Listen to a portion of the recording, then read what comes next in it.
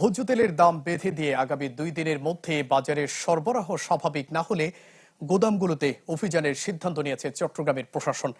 দুপুরে চট্টগ্রাম সার্কিট হাউসে নিত্য প্রয়োজনীয় পণ্যের মূল্য স্থিতিশীল রাখার লক্ষ্যে গঠিত বিশেষ টাস্কফোর্সের মিটিংয়ে এমন সিদ্ধান্তের কথা জানায় প্রশাসন।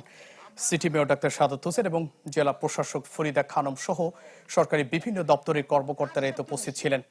বৈঠকের সিদ্ধান্ত হয় প্রতি লিটার খোলা সয়াবিন মিল পর্যায়ে 153, পাইকারিতে 150 এবং খুচরায় সর্বোচ্চ 160 টাকা দাম নির্ধারণ করে দেওয়া হয়।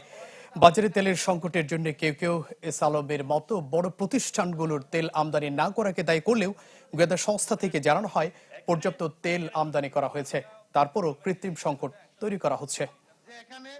এখানে মিল মালিকরা এই রেটটা হবে যে প্রতি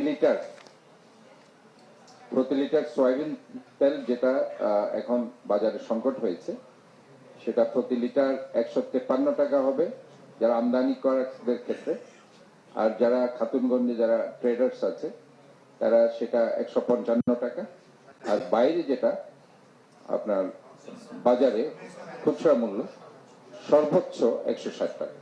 আমাদের বক্তব্য পরিষ্কার, 2-1 দিনের ভেতরে যদি চট্টগ্রামের তেলের সাপ্লাই যদি অ্যাভেলেবল না হয় তাহলে আমরা গুদাম পর্যায়ে মোবাইল কোর্ট সাঁড়াশি অভিযান চলবে।